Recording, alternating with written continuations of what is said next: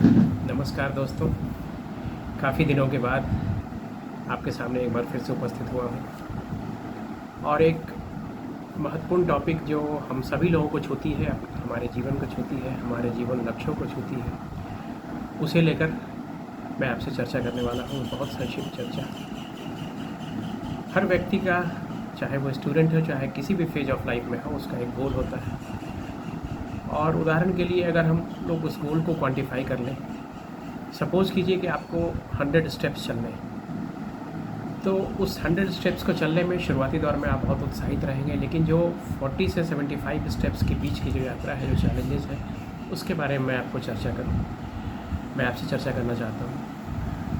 जैसा कि कहा गया है कि nothing comes easy in life. कुछ भी आपको सक्सेस तो और मुश्किल होती है और आपको उसके लिए बहुत स्ट्राइव करना पड़ता है, परसिस्टेंटली, कंटिन्यूसली आपको लगातार प्रयास करना पड़ता है। सपोज़ कीजिए कि आपका लक्ष्य जो है, जैसा मैंने पहले भी कहा, 100 स्टेप्स का है। तो उसमें जब हम लोग शुरुआत करते हैं और जब 40 स्टेप्स तक आते हैं, तो सबसे पहले हमारी बॉडी जो है वो एक आराम पसंद सुविधाभोगी है और सबसे पहले बॉडी सिग्नल देती है कि इसको कंटिन्यू नहीं कर सकते हम लोग, इस जर्नी को हम लोग, इस लक्ष्य की ओर जाने को हम लोग कंटिन्यू नहीं कर सकते। फिर अकॉर्डिंगली आपका माइंड भी फिर सोचने लगता है। और उसी समय आप एक्सटर्नल फोर्सेस की बात करें तो आपके डिट्रैक्टर्स हैं, फेंसीटर्स हैं, जो आपको सलाह देते हैं रास्ता बदलने के लिए, कोर्स बदलने के लिए या कोई और विकल्प ढूंढने के लिए। लेकिन उसी समय वही सबसे कठिन वक्त होता है, सबसे बोरिंग टाइम, सबसे डल टाइम होता है। और जैसा कि बार बार ये कहा गया है कि अगर आप पतझड़ की उदासियों को बर्दाश्त कर सकते हैं तो बसंत आपके जीवन में ज़रूर उतरेगा। उसी तरह से अगर आप 40 से 75 स्टेप्स का जो सबसे के बीच का जो पीरियड है, जो सबसे उदास और सबसे चैलेंजिंग पीरियड है, उसमें अगर आप अपने ऑर्डिनरीनेस में, नॉर्मल रूटीन में आप लगातार अपने लक्ष्य को, अपने कार्य को पूरी तत्परता से, अपने स्पिरिट्स को अप करके, अपने इनर सेल्फ को, अपने कॉन्शसनेस को रेज करके लगातार करते हैं, तो मैं ये दावे के साथ कहता हूँ कि उसके बाद 40 से 75 स्टेप्स के बाद जब आप 75 स्टेप को क्रॉस करेंगे, तो फिर से आपके अंदर एक आपका जो स्पिरिट है वो बॉल्स्टर्ड हो जाएगा और एक बार फिर से आपके अंदर वो प्रेरणा जाग जाएगी कि अब आप you are getting so close to your goal, आप अपने गोल के बिल्कुल नज़दीक आ रहे हैं। तो यही मैसेज मैं देना चाहता हूँ कि मानव प्रयास करता है, सभी लोग मेहनत करते हैं, हार्ड वर्क करते हैं, लेकिन उसके साथ जो परसिस्टेंस है, जो लगातार कंटिन्यूड हार्ड वर्क है और जो बीच के पीरियड की उदासी, जब आपकी बॉडी, आपका माइंड और आपके डिट्रैक्टर्स, फैंसीटर्स, सब लोग आपको ये सलाह देंगे कि अब इस जर्नी को आप डिसकंटिन्यू कीजिए या जर्नी को किसी और, अपने जर्नी के रुख को, अपने लक्ष्य को किसी और तरफ मोड़ दें या फिर इजी टारगेट्स की ओर जाएं। उसी समय एक सामान्य व्यक्ति और एक चैम्पियन के बीच का जो डिफरेंस है वो प्रकट होता है। आप हमेशा ये विश्वास करें कि आपके अंदर बहुत क्षमताएँ हैं, आपका वो पोटेंशियल है कि आप लक्ष्य को पा सकते हैं।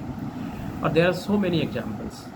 जैसे अभी ओलंपिक में आप मनु भाकर का एग्जांपल ले सकते हैं कि कैसे टोक्यो ओलंपिक में 10 मीटर एयर पिस्टल शूटिंग में उनकी पिस्टल जो है वो ख़राब हुई थी और उसके बाद कितना एक टफ फेज उनका आया। जसपाल राणा जो उनके कोच थे, आज भी कोच हैं, उनसे डिफरेंसेस हुआ, but all the time she believed in inner potential. लगातार वो परसिस्ट की, लगातार अपने को मेंटली स्ट्रांग रखा, फोकस रखा। ये 40 से 75 स्टेप जो मैंने कहा, उसके बीच की जर्नी थी और अभी हम देख रहे हैं कि वो फाइनल में आ गई है। मनु भाकर, उनका आज मुकाबला भी है फाइनल में। तो यही मैं मैसेज देना चाहता हूँ कि जब आप 40 से 75 स्टेप के बीच का जो आपका मिड वे जो जर्नी आपकी है, उस जर्नी में आपको सबसे ज़्यादा अपने को बैक करना है, अपने स्पिरिट को सबसे ज़्यादा पॉजिटिव रखना है, अपने आप को सबसे ज़्यादा फोकस रखना है, मोटिवेटेड रखना है। और इवन इफ़ बहुत सारी परिस्थितियाँ, बहुत सारी चीज़ें डल होती जाएंगी, बहुत सारी चीज़ें आपको बहुत एक्स्ट्रा पावर लगा के उसे आगे बढ़ाना होगा, लेकिन ये सबसे क्रूशियल फेज होता है जो मेक और ब्रेक फेज है, जो एक चैम्पियन को और एक ऑर्डिनरी पर्सन को अलग करती है। तो उस समय निश्चित रूप से आप यू कीप ऑन वॉकिंग और उसके बाद आप देखेंगे कि जैसे ही आप 75वां स्टेप पार करते हैं तो फिर सभी, मतलब पूरी कायनात और पूरी आपका बॉडी, आपका माइंड, आपका कॉन्शसनेस, आपका सोल, सब इस बात को बिलीव करेगा कि नाउ आप उस सक्सेस को, अपने माइलस्टोन को प्राप्त करने के बहुत नज़दीक आ जाएंगे, उसको आप सेंस कर लेंगे। तो फिर एक रिन्यूड विगर से, फिर से एक ज़्यादा उत्साह से, ज़्यादा मोटिवेशन से आप उसकी तरफ बढ़ेंगे। तो मैं सभी से, चाहे आप स्टूडेंट हो, चाहे आप किसी भी फील्ड में हो, वर्किंग प्रोफेशनल हो, किसी भी फील्ड में हो, अपना गोल सेट कीजिए, अपना लक्ष्य सेट कीजिए, बड़ा लक्ष्य रखिए। और उस लक्ष्य को पाने में जो बीच की बाधाएं हैं, जो बीच का सबसे डल एंड ड्राई और सबसे उदासी का फेज है, सबसे चैलेंजेस का फेज है, उस फेज में आपका इनर सेल्फ भी और आपके बाहरी वातावरण भी आपको डिस्करेज करेंगे, आपके डिट्रैक्टर्स होंगे। लेकिन उस समय आप बिल्कुल फोकस्ड रहिए, अपने को मोटिवेटेड रखिए और कम से कम एक इवन पेस पर, एक समरूप पेस पर आप लगातार लक्ष्य की ओर बढ़ते रहिए। और आप देखेंगे जब आप कंटिन्यू करते हैं, जब आप उस चैलेंज को, नेगेटिविटी को एक चैलेंज के रूप में लेते हैं और उसके बावजूद आप लगातार अपने गोल की ओर, अपने माइलस्टोन की ओर आगे बढ़ते हैं, तो फिर जब 75वां स्टेप होगा उसके बाद आप देखेंगे कि एक टर्न अराउंड हो जाता है। वो टर्न अराउंड आपके अंदर भी हो जाता है और वो टर्न अराउंड बाहरी वातावरण में भी होता है और फिर से लोग आपको एक चैम्पियन के रूप में, एक फिनिशर के रूप में देखने लगेंगे।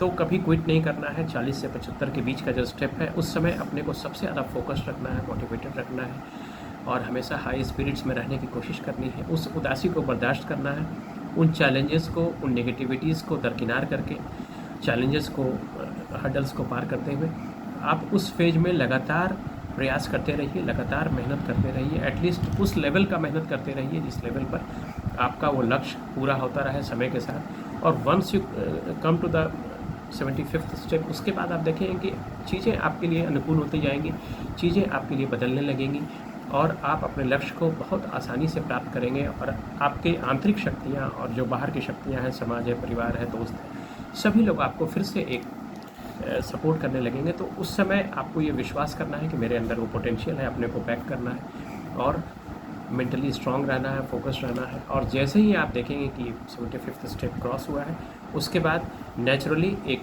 एनर्जी और एक रिन्यूड एनर्जी, एक रिन्यूड विगर के साथ आप अपने लक्ष्य को प्राप्त कर सकते हैं। तो सभी लोगों को मैं शुभकामना देता हूँ और आप सभी से ये उम्मीद करता हूँ कि सभी लोग अपने पोटेंशियल को अचीव करेंगे, अपने फुल पोटेंशियल तक जाएंगे और अपने आप को हमेशा फोकस्ड रखेंगे, मोटिवेटेड रखेंगे।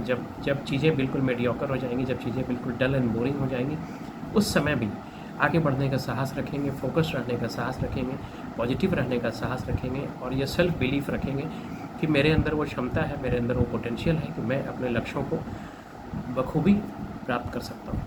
इन्हीं शुभकामनाओं के साथ आपसे मैं विदा लेता हूँ। Thank you so much. Bye bye.